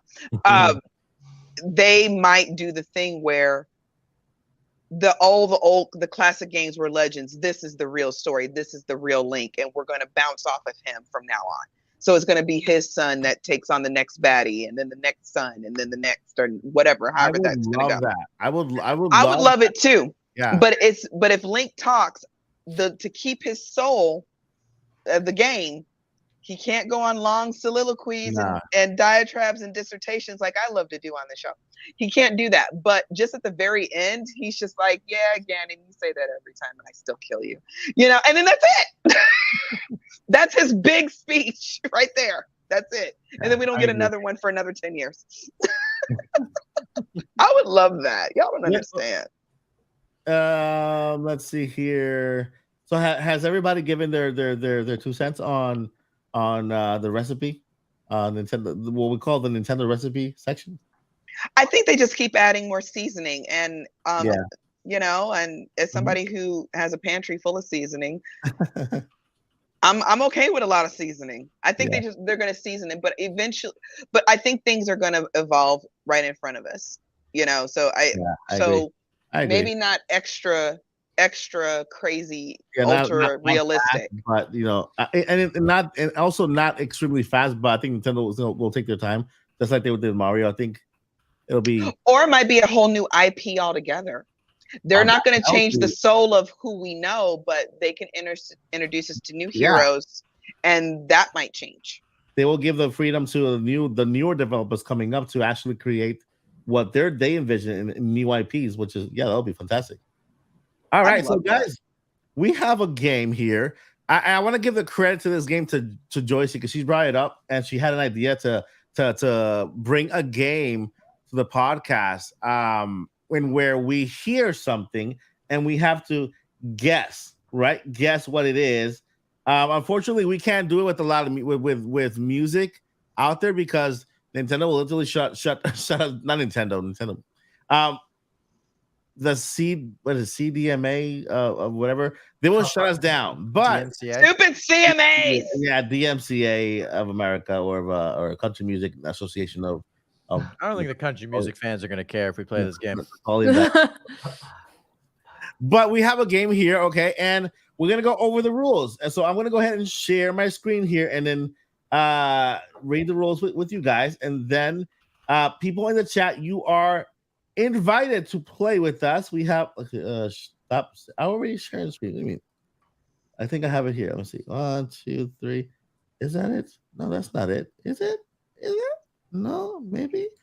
Okay, I'm gonna go right here. Yes, it is. No, it's not. It is? Is it? I don't know. It is. Okay. All right, so we are here. This is the game that I found on YouTube. Credit to the Breather Z. Is it? Did I read it? I think it's the Breather. The Breather, the guy that breathes. Okay. Or the Breathers. All right. So credit to the Breather Z. All right. So we have a game that we're gonna play here, and in this game we are dividing it in points. All right. It's gonna go from easy to impossible. Okay. We're going to test the limits of our knowledge when it comes to games in general. As you can see here, we have games from Nintendo Switch. We have games from PlayStation. We have games from Xbox. And we have games from Windows. I am trusting everybody here has played games from some of these or all of these, right? I played this one. Well, not got this specific Nintendo. one. Not Nintendo. We'll see. This will be tough. Well, I know Paul is on PlayStation playing Final Fantasy. 16. Well, Paul's gonna go 10 for 10. I feel it. I feel it. I don't know. I'm on Paul's team. I won't let you make it full screen. All right, so in easy mode you get 1 point. If you guess, guys, you can go ahead and tally your points. And then at the end, I want you guys to go ahead and write your points in the comments and let us know how much you got right. And no cheating. Yeah, we're gonna do the same thing over here. We're gonna tally our points to see who got what right. But at the end, it's all about fun. No winners. Everybody wins. It's all about fun. We're going to go ahead and get 1 point for the easy, 2 for the medium, 3 for the hard, and 4 for the impossible. All right. So that is the how to play. We got the lobby music here, and this game is called Guess That Sound. Will it let you make it full screen? I think. Can I? You have to hover over the screen. Yeah, and then go bottom right. Bottom right. Guess that sound. Oh, nope. It does not. Okay. I've never heard this music ever in my life. This one's a W at least. All right, everybody, guess that sound. You have to write in the chat. What do you guys think? What do you guys think? Remember, we're starting out easy. This is easy. Okay? I've never heard that ever. Like ever. Never heard that. Let me guess. Final Fantasy. No, I'm sorry. It's Super Mario Bros. All right.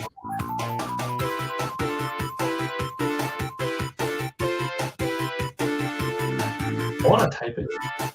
You guys ready? What is it? 5, 4, 3, 2, 1. All right. Guess that game. You have to give the whole name. You can't mention the character. Oh, frick. What? Game. Oh, I don't know which one. The actual game. It's not like, oh, yeah, that character's from here. No. the actual name of the game. Yeah. You guys got Sonic? I don't know. It's one of the first Is it just the first Sonic? Is that it? Well, is that the name of the song? Sonic the Hedgehog? Let's see. Yes, it is. Sonic the Hedgehog. Yes. All right, so that's Sonic the Hedgehog. Let's move on to the next one.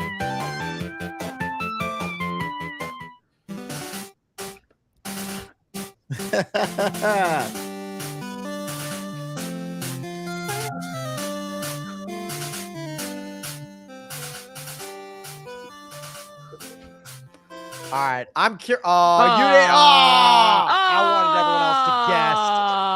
I wanted others to guess. But the thing is that it didn't count down, right? It didn't count down. This went one. Not? You're gonna have to pause it. Yeah, I'm gonna have to pause it. Yeah, I'm gonna have to pause it. Let it play for at least 5 seconds and then pause it. But yeah, okay. Anybody guess? Vandy and Lynn's already got it right anyway. Yeah, we knew that. Mm-hmm. So you guys got it right. Okay, we got Pokemon Red, Blue, Green, and Yellow. Indeed. RGBY. The OG. The OG. All right, let's move on to the next one because this one was Can we shout it out as soon as we know it or no? You can't. Yeah, let's do it. Let's do it like that. Let's go ahead. Okay. Wait, hold on. Why is it counting down now? Uh-oh. I know, right? I think it had a countdown, and I think you just missed it. Oh, okay.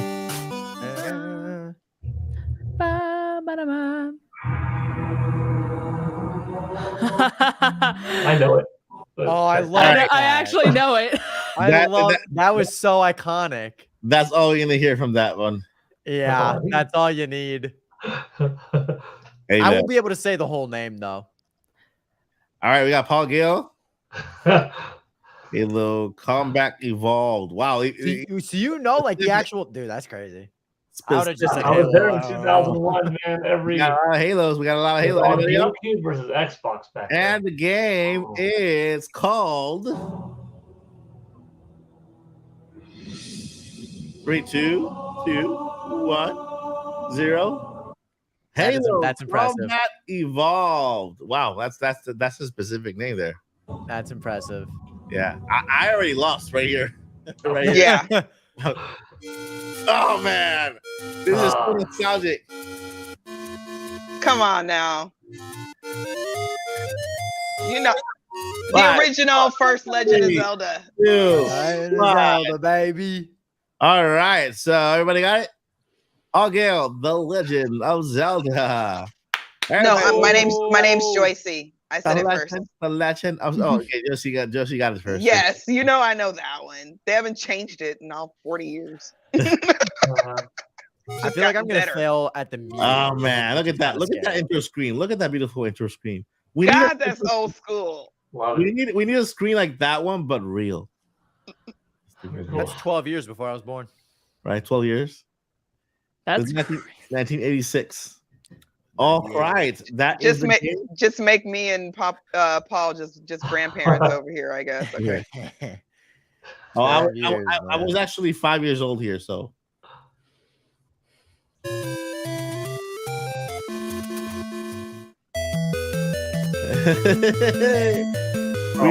I know this one. Love it. Can we say it yet? The full name. You can't miss a word. Full name. I don't know the full name. Tetris. Yes. Was playing it over the weekend. I didn't get that for a while. Yeah. And did you guys see the Tetris movie? That movie's awesome. I still haven't seen that. I haven't seen it. Alexei Pajitnon. That'll be another story time. The creator of Tetris. What? Tommy Tallarico, one of my good buddies in the video game industry, he introduced me to Alexei at a party, and that's another story time. That was awesome. Next week. Story time with Paul. Next week. Story time with Paul next week. A full segment. I love it. Yes. I almost missed that one. I'll be the first to say. The full name, guys. Full name. Come on, you can do it. Like I know the song, I just don't know what it's from. I don't know the full name. I think All right, Kirby. Right, but which one? no, it's not Kirby. No, it's not I Kirby. think Sleepy Moon has it. Yep. Wait, it's Wait. Angry Birds? Don't delete it. Yeah, I think that's probably right. People deleted it. Oh, it is Angry Birds. It Holy wasn't cow. Kirby. That's super funny. Wait, Angry Birds, the very first That's one. super funny. That's why it was like in the way back of my brain. I'm like, I don't know. And my listen, iPhone 3G remembers that. we are Oh, still in man. easy mode. Lies. I never played that game with sound on. That's funny. Oh man, Oh my god. this is beautiful. I love this. This one's fun. A lot of rage in these games too. I'm not gonna lie. A lot of And rage body in these injuries. games. I love this. When my We friend, got- we love. We got Wii Sports. We got Wii Sports Resort. We got Wii Sports. We got Wii Sports Oh, Resort. we're torn. Wii Sports. Ooh. There are two games: Wii Sports Resort and Wii Sports. I'm pretty sure this one was Wii Sports, I think it was sports. Hey, you know, if do you I'm think remembering Nintendo- right. You think Nintendo will make another Wii Sports? I mean, Switch. They Sports? should have. They made Switch Sports, but I don't. But think then it was again, as Ring well Fit- received. Ring Fit's doing really, really well. It's like just now. It seems like every It time is. it comes in stock, it goes right out of stock. I bought it because I need to get back in shape, but it's been like 2 years and still in the box. Somewhere.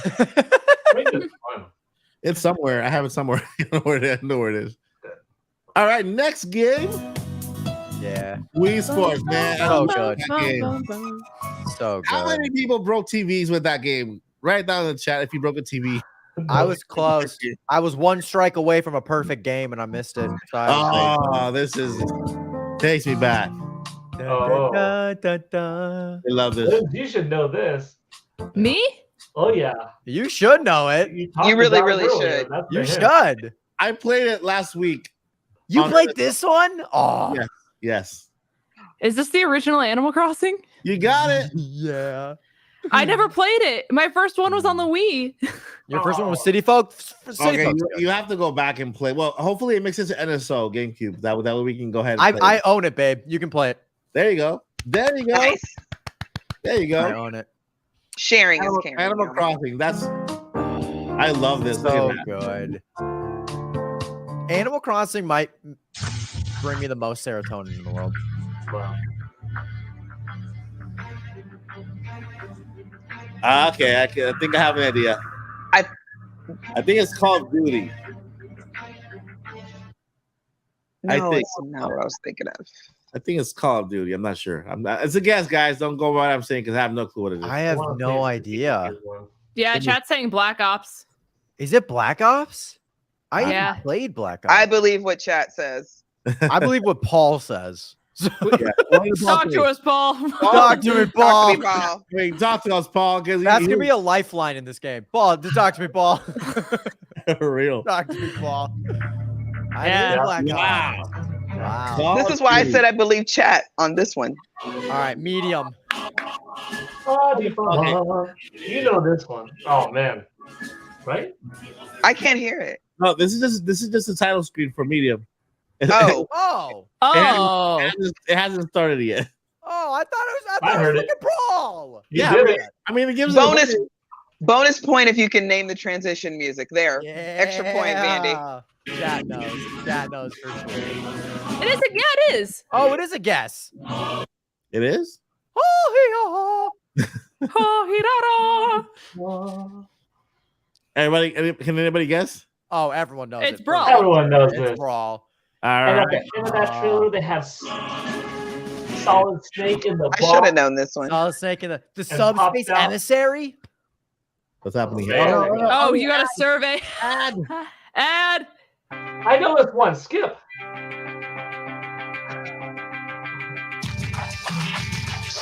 Yeah. This goes so hard. Oh, Oh, little big. I should have known that one too.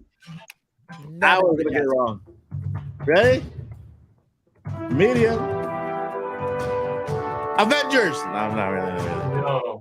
This sounds like a Fire Emblem. I know. It does just don't sound know like which Fire one Emblem. It sounds like Fire Emblem. We're like, yeah. All right, yes.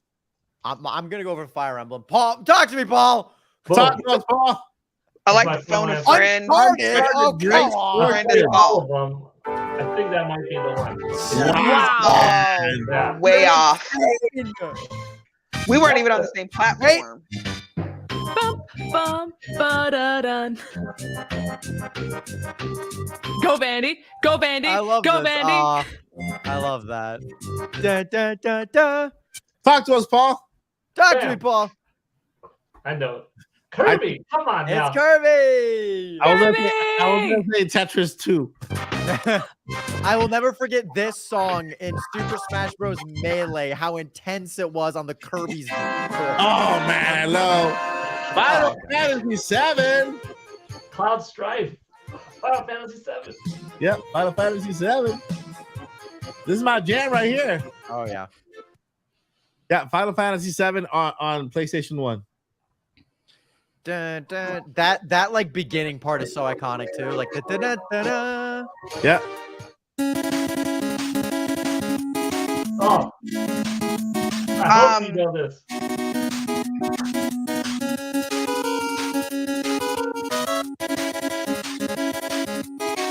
I love it. What is That's this? got to be Mega Man. That's But Mega Man. Yeah. But which That's good. one? That's a good hit. Nice, Mega Man. Yeah. Mega Man. Mega Man 2. Where's he got it? Oh, for sure. I get a third of a point.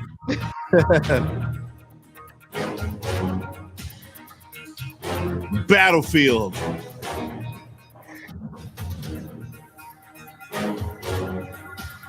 Talk to me, Paul. Wow. Paul? You know what? Okay, here we go. This is where we're gonna put our brains together. There's no way. Shoot no panics at Sleepy Moon. Question mark that to dog. Question mark. Shoot no panic. Luna was talking about. Oh, Counter CS:GO. Never would have guessed. Counter Strike. Yeah, never mind. A little bit of early Counter Strike. Oh my God, this is beautiful. I love it. Kingdom Hearts. One of the most beautiful games ever made. Disney and Square Enix collaboration. I hope one day Square Enix and Nintendo do what they did with Kingdom Hearts and Disney. Yeah, that'd be cool. Nintendo RPG with Mario and Link and Samus and some Space Embers and Fairy, but RPG. That'd be that's very gonna cool. be the that's gonna be the height of the Super Smash Bros movie. That's how they're gonna do it for the movie. They're gonna turn it into Kingdom Hearts. It's not impossible because they already teamed up to make Mario RPG, Square Enix and Nintendo, so they can do this. Aren't they making another Kingdom Hearts? When is? They are. It's Kingdom Hearts. They already released a trailer for it.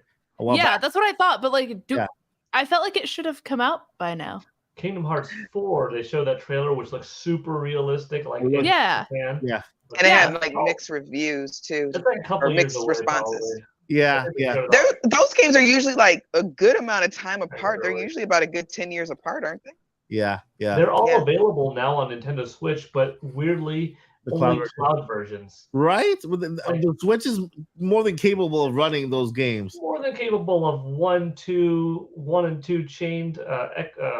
I forgot the subtitle of that one. Chained, yeah. Maybe not 3, but maybe. Yeah.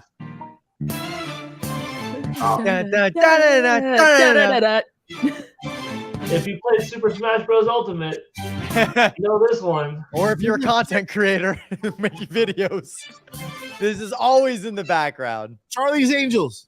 Yeah. GoldenEye. Persona. Persona 5. Everybody got it.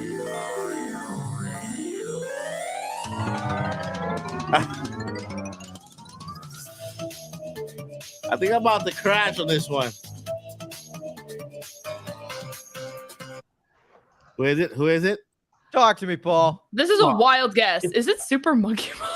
I don't know. It's Crash. It's Crash. Okay.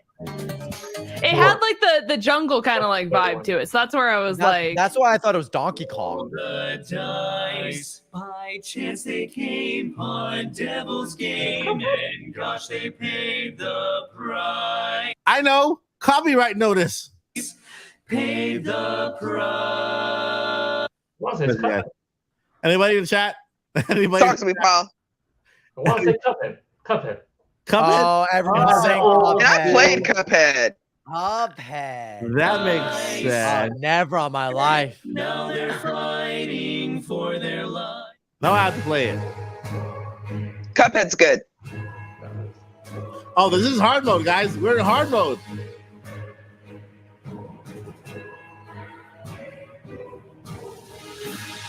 Elder Scrolls. I don't know. Elder Scrolls? That is No. squirrel. I said Elder Scrolls. That Oh, would be fun. scrolls. I thought you said squirrels. Now I want a game. I want a game called Elder Squirrels. I have no idea what this could be. It's the sequel to Stray. Elder Squirrels is the sequel to Stray. I need it now. Elder Squirrels. Yeah, is I it just some I sort just of threw like- out something. like Dark Souls. I just threw out something big. God of War. Dark Souls. All right, let's see here. What is it? Oh, of course. What is Of that? course. Castle Crashers? Of course. Castle Crashers. Of I course. mean, that's a pretty good theme song, though. Kind of goes hard. It is. Oh. Oh, no, no. Wow. We'll get copywritten. You can't see my statue here, can you? What statue? Is the statue giving Is you it of Charles Martinet? No, it's We're not interested. No, I'm kidding. I'm kidding. Is it Oh, giving hey! Oh my gosh. Hey! Yeah, that's the hint. I heard that song. I know it. That's the hint. Immediately? Unmute. No, the song is it's a racing game. Oh yeah, it's Cruising USA. Marvel wait, vs. Marvel Capcom versus 2. Capcom. never mind. Cruising USA.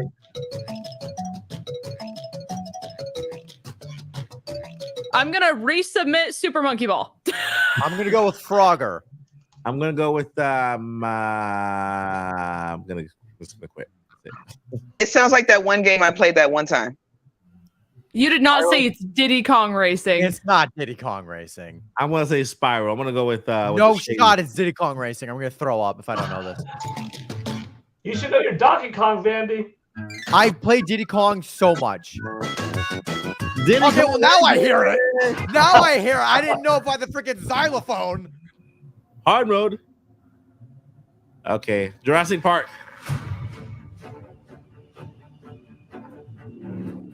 Looks like a Battlefield game. All right, guys, guess what that is? Because I have Can no we play clue. that?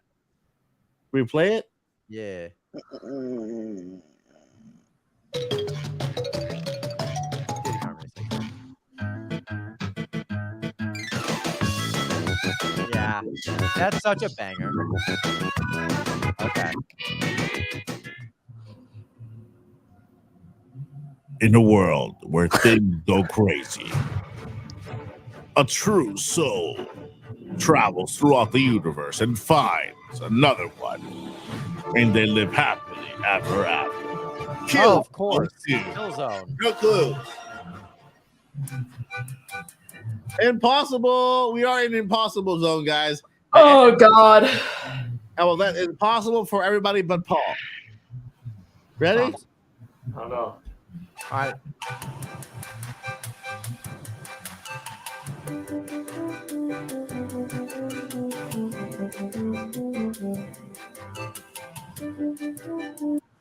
All right. Anybody in the chat? Anybody in the chat? Impossible mode. It's not Killzone. The melody sounds familiar because it's like dun dun dun dun Yeah, dun yeah. dun dun dun dun That dun. means that I'm Like, thinking what of is that? something- Is it Pikmin? I can say Pikmin 1, Pikmin 2 or 1. Can you play it again? Okay, we'll do that. Although you guys are cheating, I will. We're asking to hear the same exact clip.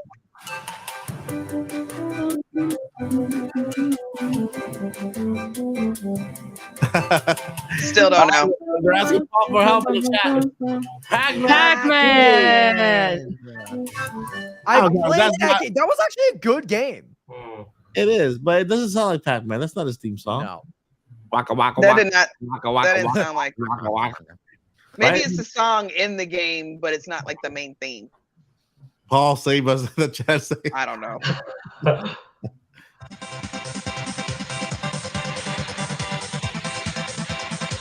Oh yeah. I just want to dance. I think Paul's got it. I see the Talk to me, It's Paul. clicking. doctor with Paul. Snowboard. It's not 1080 snowboarding. SSX tricky. No, too early. I'm gonna go with Snowboard Kids.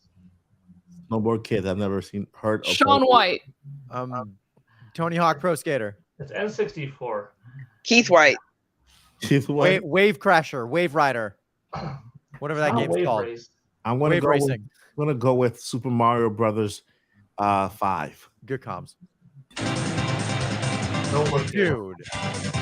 I've never even seen What? this before. I've never heard of this game before. Oh, come on. Excellent work, Paul. Come on, Animal Crossing.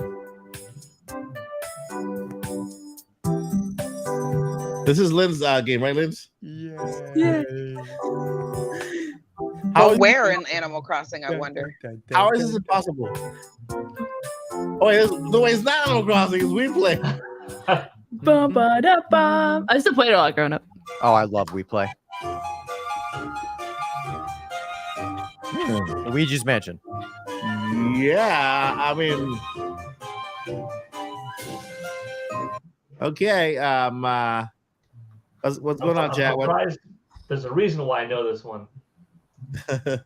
There's lore. Paul has lore. Paul has a story. Fat Princess. Wait, is that Peach? No, this is a game that came out for PlayStation 3 in like 2009 or so, and I was at E3 playing it. And it was a pretty weird game. You remember it now?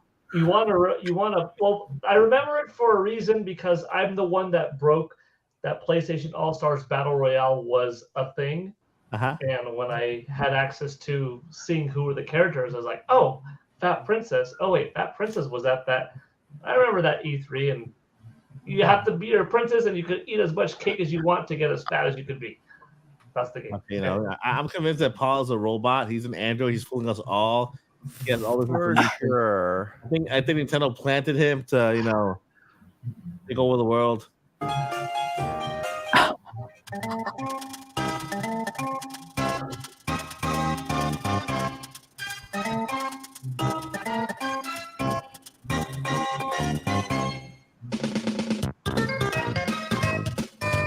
Wow, that goes so hard. This sounds familiar. Super Nintendo era. Yeah, I want to say it's from Nintendo or from Sega era, like either Sega Genesis or Super Nintendo. Pong. Oh. Bubsy? I should know that one. Of course. My brother played that one. All right, so that is the game. Take me back to Tell your scores. How many did you guys get correct? I only got maybe 2 in the easy level correct. Yeah, I definitely got 2. No, wait, and then I knew the Animal Crossing one, and I knew Tetris. Yeah, I knew Animal Crossing. I knew Kingdom Hearts, Final Fantasy. That's basically it. How do you guys do? Good. Paul got 96. We bow to Paul. I got Killzone threw me off. The Candy Crush, or not Candy Crush, the Angry Birds threw me off. We're not buying it, Paul. We're not buying it. You are the winner. Did you know Fubsy? I messed up on Bubsy. Congratulations, Paul definitely Skill wins. Network. Incredible. All right, guys, that was an awesome game. Hopefully, we'll bring another game up in a couple of a podcast, right? And right now, we are in the section where we go around talking about what we are doing in our channels. We do our plugs and this and that. And I'm going to start with our winner, Paul Guild Network. What do you have going on? What's happening? I know you're working on a big giant project where you're pumping up. How is that going? Let us know. And then also throwing your social media where people can follow you. Yeah, Paul Guild Network on YouTube and Twitter. And yeah, the last update is just more exercise for that one video. And I might do a Lego building video for that Bowser Lego in the background, like I don't know if I'll do like a time lapse of what it looks like, but that might be in the near future because I've had that unopened for a while and I kind of want to put Bowser together. So I might do an unboxing and or build-a-thon video. Nice, and then you also have a new show coming up called the Review Crew. Yeah, Review Crew. That's yeah. Thanks for reminding me. Got you, man. I got you back. We're scheduled for July 23rd. Nice. Will be our first reviewed game, and we're going to do The Legend of Zelda: Tears of the Kingdom. And do you have? Is it on its own channel or is it on somebody else's channel? So we're going to record it, each of us independently, and the four of us are free to put it on our own channels and just label it as Review Crew 4, The Legend of Zelda: Tears of the Kingdom, and those with bigger channels will get more views, and I will have fewer views, and that's okay as long as it gets views. That's all right, and then later on maybe I will send that link or one of the links to the folks at OpenCritic or Metacritic, and but don't we have to watch everybody's channel in order to see everybody's point of view? Yeah, so it'll be if we talk for 40 minutes, hypothetically, that same 40-minute review will be on Roger's Base's channel, Nintendo Prime's channel, Player Assistant's channel, my channel, and then just you can watch it anywhere you want, but it won't be different from, there will be no point in watching it 4 times in a row, basically, because it's all going to be the same. Because what you have to do is basically do like a hot tag. Like, for example, if at the end of your review, you can say, all right, so I'm now want to hot tag to this channel who will continue this review, and then that way you can kind of position the other channel and then like that. So it's like a little circle of Yeah, that's a good way to do it. So because you could watch the whole thing in its entirety on one person's channel, but I guess to spread the wealth, so to speak, you could hop in between. But will people want to continue off at the 22-minute mark here and stuff like that, or just watch it seamlessly? I don't know. We'll see how it works. Eventually, I mean, I will have a separate place to watch it, on my YouTube channel, under a playlist called Review Crew reviews or Review Crew scores. But it'll be pretty exciting.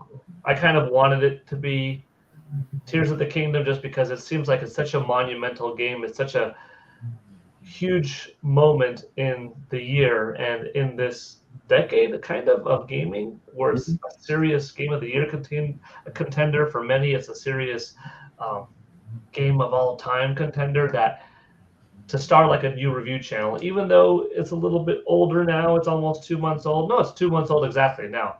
I think it's still relevant enough to write a review or record a review. And then from here on out, most of the games will be probably new things that come out. Pikmin 3, Super Mario Bros. Wonder, Spider-Man 2, that kind of stuff. Maybe dive back into the past if it's wanted. Yeah. Oh, good. All right, Vandy. A ball to the past. What you got going on, Vandy? A lot of really big videos coming up. I've watched a few YouTube videos about kind of what to think about when you're kind of packaging a video together, and you need to spend just an insane amount of time kind of refining some of the details of your video. Kind of some things you need to think about, how you're going to present it to the audience, how you package a title and a thumbnail, all this different kind of YouTube talk. And I've done that for about 3 or 4 videos that I have written down that I'm actually really excited to start recording or preparing for and stuff like that. Kind of also honing my skills in terms of the things that I can do in Pokemon games. So I'm really excited about that. So a lot of really unique content. Obviously, we're still gonna be doing the same thing. Still gonna be me. Still gonna be doing collab stuff with a lot of the same familiar faces, but definitely trying to reinvent the wheel a little bit and kind of make my name in YouTube and stuff like that, instead of just kind of doing similar stuff to what I've seen people do before me. So I'm really excited. I think a lot of these are really unique ideas. So I'm really pumped. Fantastic. And you can find Vandy at Vandy323 on YouTube and on Twitter. And then somebody just got greedy and took his name over on Twitch. Not cool. So Vandy323 _, right? Vandy _323. There you go. How someone got Vandy323 on Twitch? Vandy's not a name. 323 is a random number. I don't know what the fluff happened there, but we're here. Come on, man. Come on. Ridiculous. Right? All right. Real quick, I'm going to say my good nights. Upstairs neighbor is banging around, so I don't want y'all to have to hear that. And my honey's home early, so I am going to go ahead and dip out, say good night. Have fun as always, and I will see you guys next week. Follow me on Twitter. At DJ JoyCJ, right? Yep, at DJ Joycey on Twitter. Good night, guys. Good night. Take care. And we got Linz. Hello. You can find me at Lynn's Vids on basically every single platform. We're still live streaming close to every single day. Now that my computer's backing up and running, we hope, fingers crossed. Otherwise, I have my first recorded video since like November of last year. That will finally be recorded this weekend to hopefully be out in a couple weeks. You know, hopefully 2 weeks after we record it. But very excited since, like I said, it's been about a year since I finally uploaded a video instead of live streaming. So I think I kind of found out my own kind of niche that I want to do, and there's not a lot of people doing it. So I said I'm gonna do it. Nice. And if it blows up in my face, it blows up in my face. But yeah, like I said, you can find me there. We stream almost every single day, whether it's YouTube or Twitch. So it's a great time. Nice. And you can find me here at the Odyssey, the Mike Odyssey channel. We do Monday through Friday Nintendo news with a little bit of everything inside of the world of Nintendo.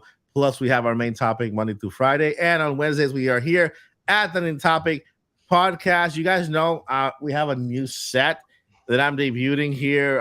Some of you already gave me a lot of feedback on the episode that I've actually done it on the set. The other ones have been voice over just because I'm now back at work, working almost a 10-hour job, and which is on computer too, plus YouTube. So that's normally most like 16 hours a day that I dedicate to a computer. And I need surgery in my eyes, guys. I need a cornea transplant on this eye and something else on this eye. So I'm kind of trying to take it easy a little bit. I really want to do every single video with the new set.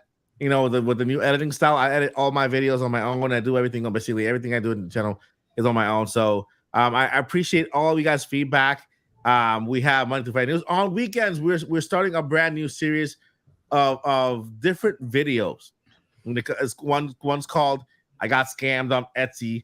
I got scammed on Temu. I got scammed on somewhere. We're gonna go and we're gonna go shopping for video games. And we're going to do a lot of things on weekends. So I'm going to be introducing new content on the weekend I'm super excited about. And, of course, there's a lot of behind-the-scenes things that are happening that I can't wait to talk to you about. It's going to be really cool here on the channel. I want to thank everybody for being here, our amazing crew. Paul, Vandy, Linz, Joycey, thank you guys so much for everything you do here at the Odyssey and in the Topic Podcast. I could have not asked for a better crew. Amazing people. Please go on their channels.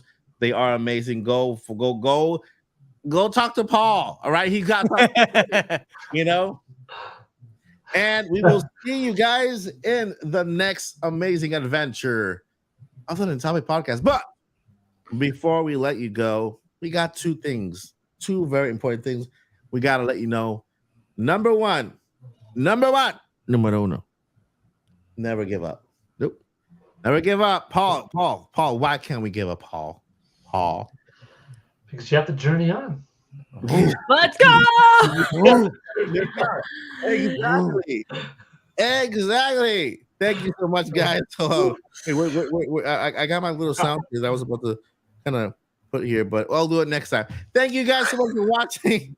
We'll see you in the next awesome adventure here at the Odyssey. Bye. All right, guys. Bye. See you later, alligator. In a while, crocodile. I just don't know what it's like. Jazz. I'm looking at the end button. I can't find it. Where is it? You've got this. You've got this. You've got this. Are we still live? Are we live? We're still live. Bye. Hey, Chad. Anyone have a favorite color?